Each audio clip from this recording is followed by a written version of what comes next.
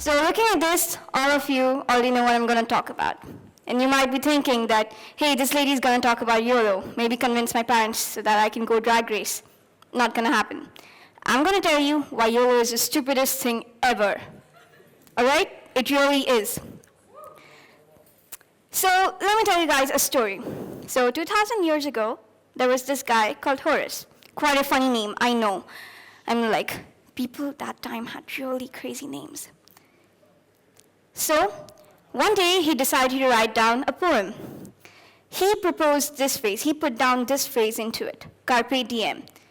What it literally means is plug the day while it's still ripe. But since I'm not quite sure if we've got any English or Latin scholars amidst us, I'm just going to dumb it down to seize the day. Seize the day gives you a pretty accurate idea of what carpe diem actually means. Go out there, grab the day, and live it. And that's quite similar to YOLO, because YOLO is Carpe Diem, 2012 version. And throughout the years, this idea that you only live once, so go out there and live your life to the fullest, has come up time and time again.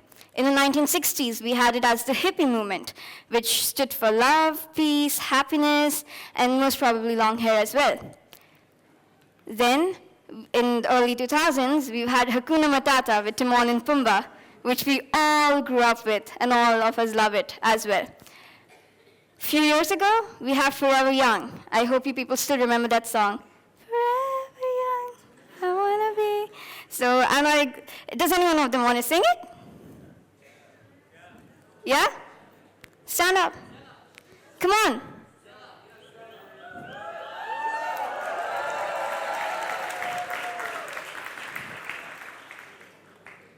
So should I go on? Or are you going to sing?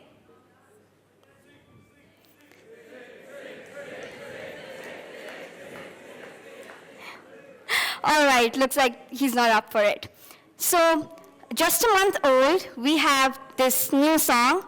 All the One Directioners will be really happy. We've got Live While We're Young by One Direction. And it's fast becoming the new YOLO. I just hope not, because next year I don't want to talk about this anymore. So basically, you can see that YOLO came out to be quite a noble idea, you know? You're going to go there, you're going to live your life, you're going to make something out of yourself, all gung-ho type. But, okay, I forgot. I first heard of it in a Drake song. How could I forget that? I mean, seriously. So I'm not too good of a rapper, so I'm not going to rap the lyrics on stage. So you guys can just read it. I'm sorry if it's just 2 lines, but that's because they won't let me show the rest of the stuff over here. They really won't. So this is what YOLO was supposed to be. In 2012, it was supposed to be an inspiration for people too scared to achieve what they want. It was supposed to tell them, you've got like 60 years, 70 years, or whatever. That's not enough. You have to make your name in this life and show everyone out there what you can do. This is what people think of it. This lady doesn't realize that if she does that, she might not go to school tomorrow, but she's not going to wake up. She's not going to wake up the day after that or the day after that. She's not. And this tweet isn't even funny. I mean, 19-year-old grandmas are supposed to be really sweet people, like the ones you love and give you candy. And one thing about YOLO that I've realized that it unites us all in a way is that it's made all of us stupid. All of us. It doesn't matter whether you're American, Armenian, Arabic, or Indian, or Somalian. Your IQ is going to go down a few levels if you use this thing. It is. So, I just want to tell you a fact. You do not need Mythbusters to tell you that you only live once. All of us know about it. It's an acknowledged fact of life. It's not like that you're going to shoot that guy and he's going to come alive again. It's not going to happen. So just by repeating it again and again and again, that you only live once, you're not gaining any fans, and you're not getting into my good books either. So this is one of my favorite sites, Urban Dictionary. This is what it has to say about YOLO. Now, after reading this, you guys might have a good laugh, but I don't think this is so funny anymore, because just a year ago, it would have said something different. It would have said something a lot more meaningful, something that people over here who actually know what YOLO is supposed to mean would have liked to read. It's not that anymore. This guy, The person who tweeted this, his real name is Irvin McInnes. He was a rapper, an upcoming rapper in Southern California. He was 21 years old. This is one of his last tweets, because just a few minutes after tweeting this, his car got into a terrible accident, killing everyone in it. And you guys might think this is not going to happen here. Qatar, drunk driving? No way. How's this any less riskier? Tafeet, Arab drifting, drag racing. Sorry for the image, that's the only thing I got. Any name you give it, it's dangerous, it's risky. You've got people with businesses, you've got people with responsibilities actually going out there and doing stuff like this that's clearly endangering their lives and the lives of other people. I mean, this year itself, a guy got sentenced to beheading because he killed people when he was Arab drifting. And at this point, I would like to state that there is a very clear difference, and actually a thin line, between being rash and taking risks. Taking risks does not necessarily mean that you're just taking spur-of-the-moment decisions and doing anything. Taking risks is important. That's how we live our life.